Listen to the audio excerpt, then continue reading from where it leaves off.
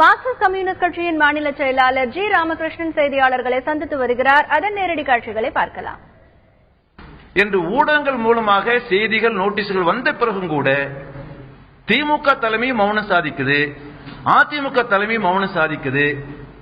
ஆகவே இந்த இரண்டு கட்சிகளில் எந்த ஒரு கட்சி ஆட்சிக்கு வந்தாலும் தமிழகத்தினுடைய மிகப்பெரிய ஊழல் முறைகேட்டை மூடி மறைத்து விடுவார்கள். இந்த ஊழல் கிரானைட் ஊழலை வெளிக்கொண்டு வருவதற்கு சம்பந்தப்பட்ட அதிகாரிகள் அரசியல்வாதிகள் மீது உரிய நடவடிக்கை எடுக்க வேண்டும் என்றால் இந்த இரண்டு கட்சிகளும் ஆட்சிக்கு வராமல் தடுக்கப்பட்டால் தான் இந்த ஊழல் மீது உரிய நடவடிக்கை எடுப்பதற்கான ஒரு வாய்ப்பு உருவாகும். 15 குவாரிஸ் கம்பெனிஸ், PR பழனிசாமி, அழகனுடைய மகன் பங்குதாரராக இருக்கக்கூடிய ஒலிம்பஸ் கிரானைட் அந்த கம்பெனி உள்ளிட்ட 15 குவாரி கம்பெனிஸ்.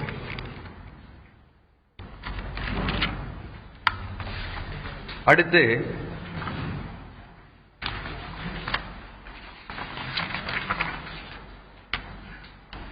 $1,06,145 கோடி ரூபாய் அரசுக்கு இழப்பு ஏற்பட்டிருக்குன்னா வணிக வரி கட்டாம இருந்திருக்கிறாங்க, சொத்து வரி கட்டல, ப்ரொஃபஷனல் டாக்ஸ் கட்டல, சாலை வரி கட்டல, கலால் வரி கட்டல. இவைகளை எல்லாம் அவர்கள் ஏமாற்றியது ஒண்ணு.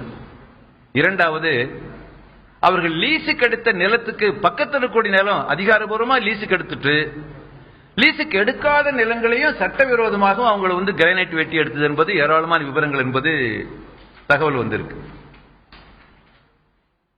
அடுத்தது முக்கியமானது, ஒரு கட்டத்தில் சகாயத்தினுடைய அறிக்கை வெளிவந்து ஏற்கனவே சகாயம் மதுரை மாவட்ட ஆட்சியராக இருந்தபோது அவர் சொந்த முயற்சியில் ஆய்வு செய்து ஒரு சில ஆண்டுகளில் அரசுக்கு 16,000 கோடி ரூபாய் கிரானைட் கொள்ளையால் இழப்பு ஏற்பட்டுள்ளது என்று ஒரு ரகசிய அறிக்கையை மாநில அரசுக்கு அனுப்பி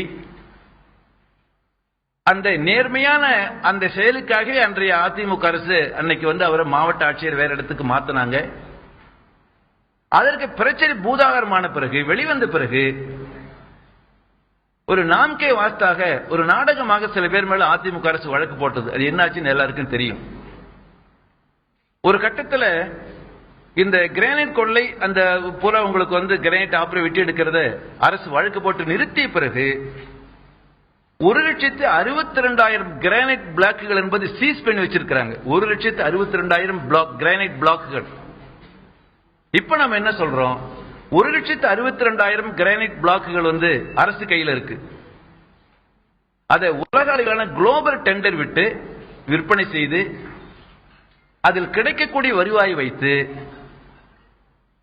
நிலங்களை இழந்த விவசாயிகளுக்கு, கிணற்றை இழந்த விவசாயிகளுக்கு, வெளியேற்றப்பட்ட விவசாயிகளுக்கு, விவசாய தொழிலாளிகளுக்கு, ஏரிகள் இழப்பு ஏற்பட்டதற்கு ஒட்டுமொத்தமாக அந்த 2-3 தாலுகாக்களில் ஏற்பட்ட இழப்பை இந்த 1,62,000 கிரானைட் பிளாக்குகள் குளோபல் டெண்டர் விற்று அந்த பணத்தின் மூலம் அந்த பாதிக்கப்பட்ட மக்களுக்கு பாதிக்கப்பட்ட பகுதியில் ஒரு மறுவாழ்வு பணியை அரசு மேற்கொள்ள வேண்டும்.